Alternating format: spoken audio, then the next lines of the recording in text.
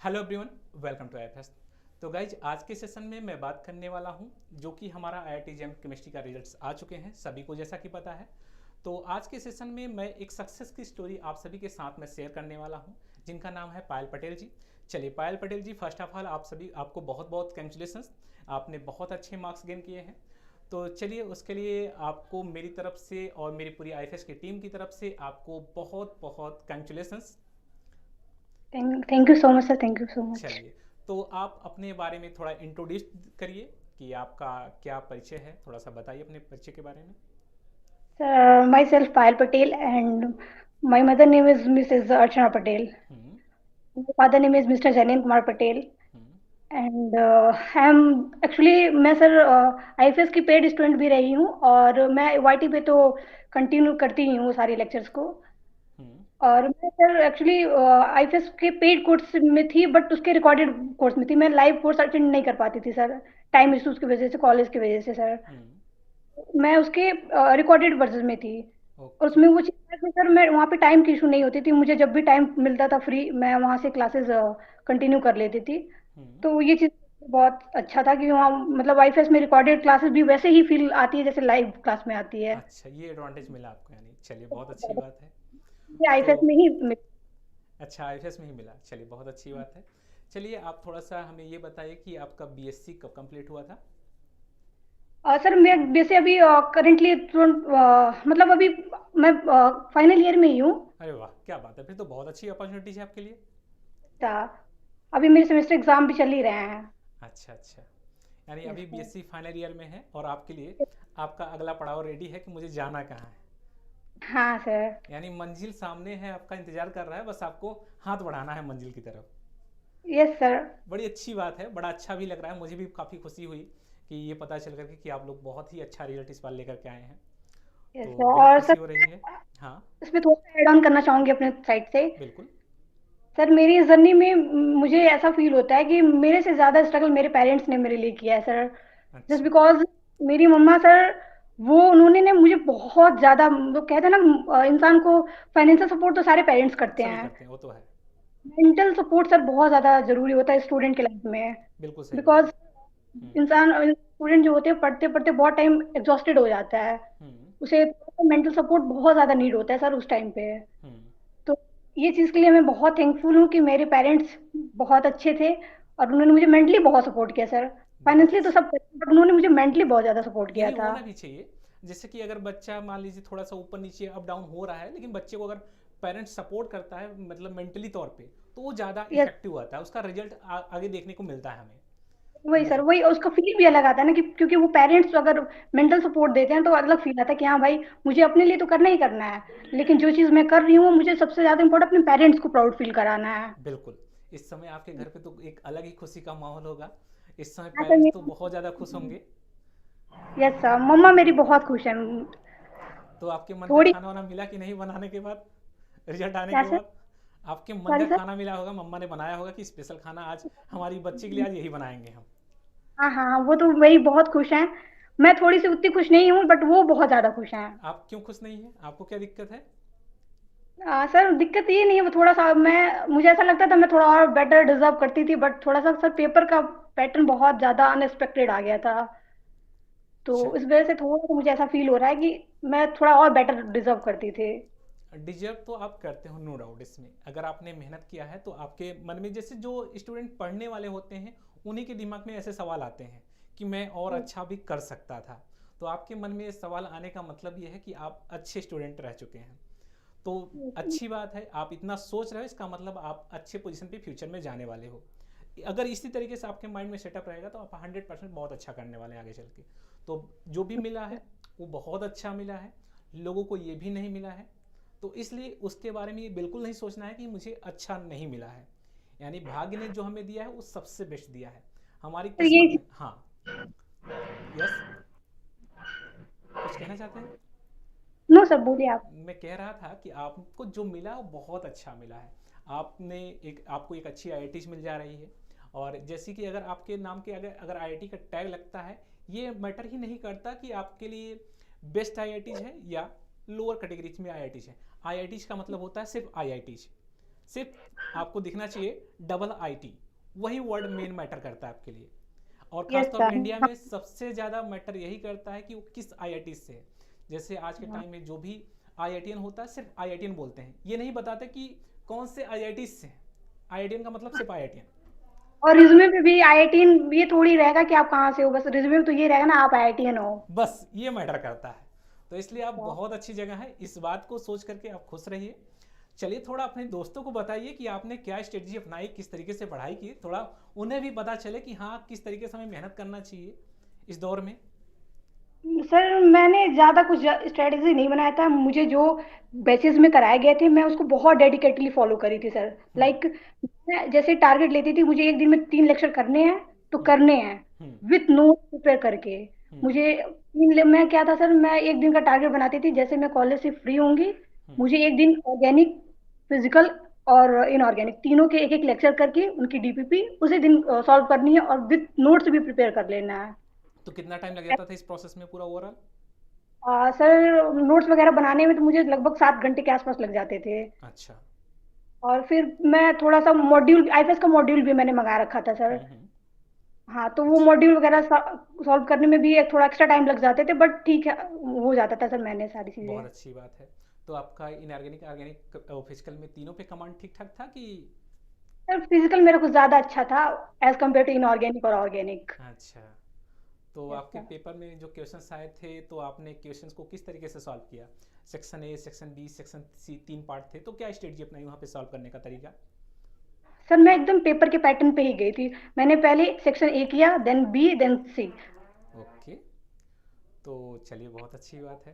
तो थोड़ा हाँ। था ऐसा कि बहुत ज़्यादा टाइम कंज्यूमिंग भी था, और मैथमेटिक्स ज़्यादा इंक्लूडेड था ना सर, तो थोड़ा कैलकुलेटिव ज़्यादा हो गया था क्वेश्चन। तो फिर तो आपके लिए अच्छी बात है, आपने तो पहले ही बताया कि हमारे लिए फिजिकल केमिस्ट्री आसान है। फिजिकल केमिस्ट्री इजी था ना, मैथमेटिक्स जो हम लोगों में बेसिक मैथमेटिक्स ऐड हुई थी सर, हाँ। उसके कुछ ज्यादा ही थोड़े लेवल अच्छे आ गए थे उसके। अच्छा। उतना हम लोगों ने एक्सपेक्ट नहीं करा था सर। कोई नहीं, फिर भी एक आपको एक अच्छा रास्ता मिल गया है अपने आप को प्रूव करने का। इससे अच्छा और कुछ नहीं कि आप करंट टाइम में एक आईआईटी में जाने वाले हैं, और अब वहाँ पे आपको अपने स्किल को दिखाना है, क्योंकि उस जगह पे जाने के बाद आपके पास बहुत सारी अपॉर्चुनिटीज आ जाती हैं। शायद आपको नहीं पता होगा, जैसे आप आईआईटीज में जाएंगे तो वहाँ पे आपके पास सारे रास्ते खुले होंगे। आप अगर जॉब करना चाहेंगे एज एमएससी के बाद आप जॉब भी कर सकते हैं। आपके लिए प्लेसमेंट होती है आईआईटीज में, आपको पता है कि नहीं? पता है सर, मेरा नेक्स्ट आगे सर गेट रहेगा, गेट और सीएसआर नेट का। अच्छा अच्छा। चलिए बहुत अच्छी बात है। तो गेट होप और मैं सीएसआईआर नेट, उसके बाद क्या टारगेट है आपका? हम्म। सर गेट क्लियर हो जाने के बाद मैं सर पीएचडी नहीं करना चाहती हूँ, क्योंकि मुझे पीएचडी में उतना इंटरेस्ट नहीं है सर, मुझे जॉब लेनी है अच्छा, रेपुटेड कोई। पीएसयू जो में जाना है। यस सर, यानी पीएचडी कोई जो हमारी एमएनसी, नवरत्न कंपनियां हैं, स्पेशली वेल वगैरह, गेल वगैरह, उसमें? बाग वगैरह में, या फिर ये सारी चीज़ों जितनी भी एमएनसी कंपनीज वगैरह हैं सर, हम्म। अ, उन सेक्टर्स में जाना मुझे चलिए ज़्यादा। बहुत अच्छी बात है। काफ़ी अच्छा लगा कि आपके जो ड्रीम है वो कुछ और बड़े लेवल पे है। हाँ सर, होपफुली वो भी हो जाएगा, पूरा हो हो। जाएगा। उसके लिए आपको थोड़ा सा एफर्ट करते रहना है। अभी से जैसे आपने कंटिन्यूटी बना करके अभी पढ़ाई की है, उसी कंटिन्यूटी के साथ आगे भी लगे रहिए। ये मत माइंड में जाने दीजिए कि मैं एक आईआईटीएन हो गया हूँ। अगर ये दिमाग में अहम आता है इंसान के, तो इंसान वो पीछे होना शुरू हो जाता है। नहीं सर, ये चीज़ का ईगो मुझे कभी नहीं है, मुझे अभी भी उतना प्राउड नहीं खुद पे फील हो रहा है कि मैंने कुछ बहुत बड़ा कर लिया है, मुझे अभी भी मैं डाउन टू अर्थ ही हूँ सर। हाँ वही होना चाहिए, क्योंकि काफ़ी बच्चे जैसे आईआईटी में पहुँचते हैं तो अलग ही दुनिया में जीने लगते हैं, और फिर बाद में उनके यस। साथ बहुत सारी कठिनाइयाँ आ जाती हैं। तो आपको यस ये सर। मान के चलना है कि हाँ मुझे मिला है, जितना मेहनत किया था, अब उसके आगे हमें निकल जाना है, तो और मेहनत करना है उसके लिए। तो यस चलिए बहुत सर। अच्छी बात है।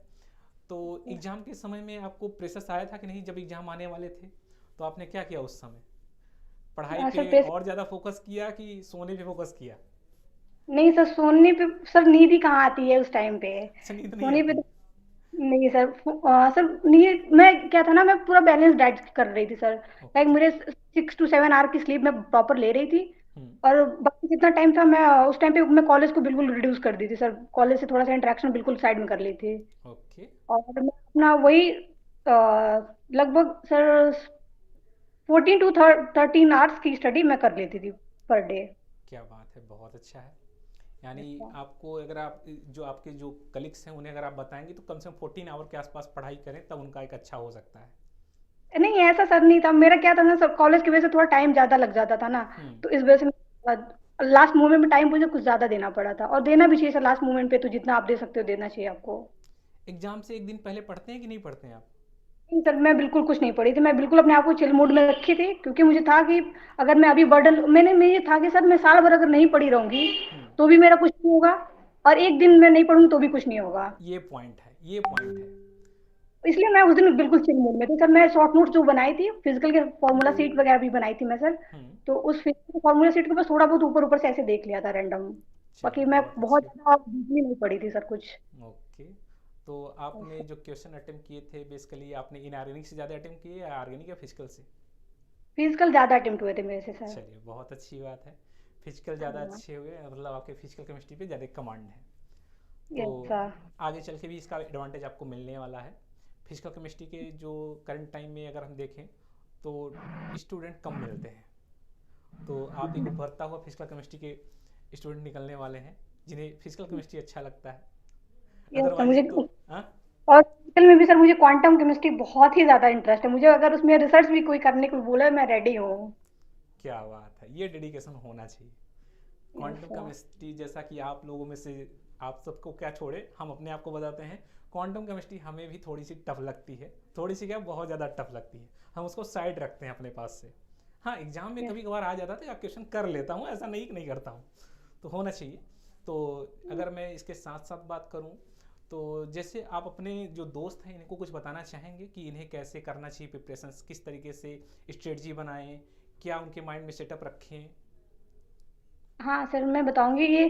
सर ये भी है, पहले तो किसी भी स्टूडेंट को ज्यादा स्ट्रेटेजी वगैरह के चक्कर में नहीं पड़ना चाहिए। हम्म। आप एक किसी अच्छे प्लेटफॉर्म से एक पेड कोर्स लो, हम्म।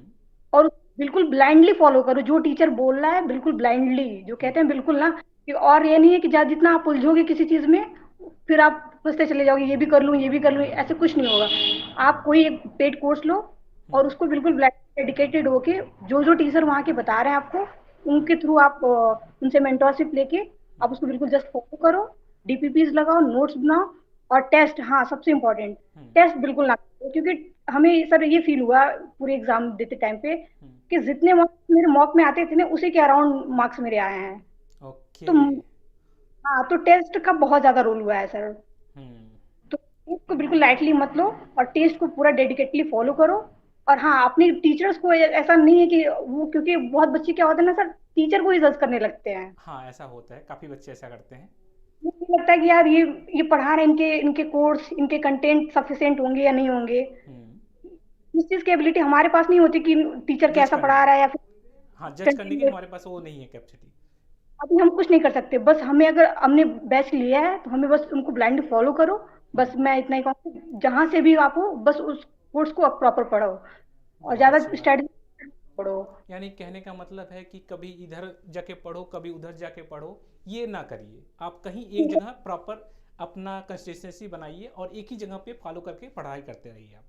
तो ऐसे क्या होता है ना कि अगर आप 10 जगह फैल जाओगे, वो एक क्विट भी ऐसा बोला गया है कि आप किसी बुक को 100 टाइम्स पढ़ो, वो ज्यादा बेटर है कि हाँ। आप 100 बुक को 1 टाइम्स पढ़ो। हाँ बिल्कुल सही तो बात है, ये बहुत अच्छी लाइन बोली आपने। हाँ, तो वही चीज हुई, आप जहां हो उसी चीज को बार बार रिपीट करो, जितना आप जितना ज्यादा रिवीजन कर सकते हो उसी को करो, यानी rather जितना देन। अच्छे से पढ़ोगे वही क्लियर होगा। हाँ, बहुत बच्चे क्या करते हैं कि मैं यहाँ इस यूट्यूब से चैनल से जुड़ जाता हूँ, यहाँ से कर लेता हूँ वहां से कर लेता हूँ, इससे कोई मतलब नहीं होता है। एट द एंड आपको लगेगा कि हमारा जो हमने बैच लिया था ना वहीं से रिजल्ट आ रहा है, वही ओके। एट द एंड हमको हेल्प कर रहा है। तो इसीलिए तो लोग कहते हैं कि रेगुलरिटीज बहुत ज़्यादा जरूरी है, किसी भी चीज़ के लिए अगर आप रेगुलरिटीज बना के रखेंगे तो आप 100% उसमें सक्सेस आपको मिलेगा। अच्छा। अगर आप और सर हाँ। एक एक मोटिवेशनल लाइन थी, मुझे वो पर्सनली बहुत ज्यादा हिट करती है। हम्म। उसमें वो मेरी लाइन फेवरेट है सर कि hmm. The pain of regret is more harder than the pain of discipline.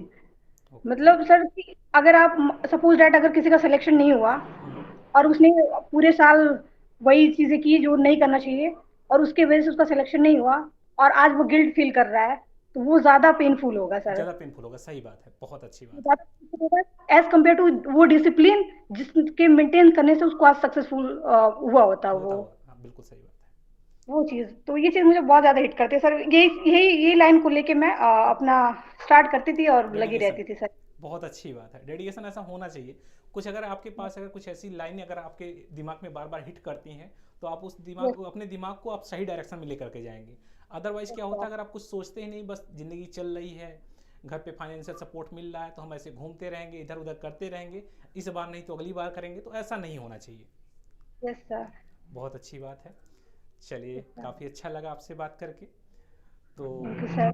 अगर आप कुछ और अपने प्यारे दोस्तों को कुछ भी एडिशनल में अगर कुछ इन्फॉर्मेशन देना चाहते हैं तो आप दे सकते हैं। सर एडिशनल यही है, आप जहाँ से भी बैच ले रहे हो, जहाँ से भी पढ़ाई कर रहे हो, पूरा डेडिकेट होके पढ़ो और अपने टीचर पे ट्रस्ट एक्सरसाइज, क्योंकि यार टीचर यार बहुत ज्यादा, मतलब आप उसको जज नहीं कर सकते हो। हम्म। ठीक है, आप अपने टीचर को ब्लाइंड फॉलो करो और अपने अंदर थोड़ा कंसिस्टेंसी मेंटेन करो, जस्ट कि आप चीजों को डिले ना करो कि हम्म। आज नहीं हो पाया लेक्चर, चलो ठीक है कर कर लूंगा या परसों कर लूंगा। हम्म। ये चीजें डिले ना, क्योंकि तैयारी एक मैराथन होती है। हम्म। ठीक है, कोई कंपटीशन की तैयारी एक मैराथन होती है, आप एक दिन में या 2 महीने की स्ट्रेटेजी, 1 महीने की स्ट्रेटेजी से कुछ नहीं होने वाला है। ये पूरा एक जर्नी होता है, आप उसको जब तक करोगे नहीं ना, एट द एंड रिजल्ट नहीं आएगा। बस सर यही है। बहुत अच्छा लगा आपसे बात करके। तो जैसे ही आपका आईआईटीज में सिलेक्शन हुआ है, रिजल्ट आते ही, अभी तो आप एडमिशन लेने वाले हैं, बट आपके जो विचार हैं अभी से बता रहे हैं कि आप बहुत ऊपर तक जाने वाले हैं। चलिए, all the best for new journey के लिए हमारी तरफ से। Thank you sir. तो चलिए, हम ओवरऑल अब इसको हम बाइंड अप करते हैं, और ऐसे ही वंस अगेन आपको हम फिर से कहना चाहेंगे बहुत बहुत बधाई हो। चलिए, थैंक यू सर। तो थैंक यू सो मच वो मोस्ट भी। वेलकम।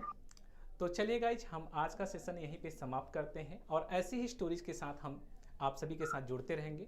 तो आप लोग ज़्यादा से ज़्यादा स्टोरीज को देखिए, थोड़ा सा अपने आप को भी समझिए कि हमें कैसे स्ट्रेटजी बनानी है। जैसा कि इन्होंने बताया कि हमें एक्चुअल में क्या करना है, कि कोई एक प्लेटफॉर्म चूज करना है और हमें प्रॉपर उसमें कंसिस्टेंसी बनानी है और उसको रेगुलर फॉलो करना है। तो ये बहुत अच्छी बात इन्होंने कही कि अगर आप इधर से उधर कई पैर, कहते नहीं ना, नाव में अगर हम दो नाव पे पैर रखते हैं तो हम डूब जाते हैं। तो उस तरीके से आप एक नाव पे पैर रखिए और लंबी छलांग मारिए, और आपका जो भी गोल है उसे अचीव करिए। तो ऐसा होना चाहिए डेडिकेशन। चलिए, बहुत अच्छा लगा आपसे बात करके प्रिया। तो thank you for joining to the IFAS team. चलिए, तो मिलते हैं नेक्स्ट स्टोरी के साथ नेक्स्ट लेक्चर्स में। आज के लिए बस इतना ही। Thank you and happy learning. Bye bye. Sir. Most welcome.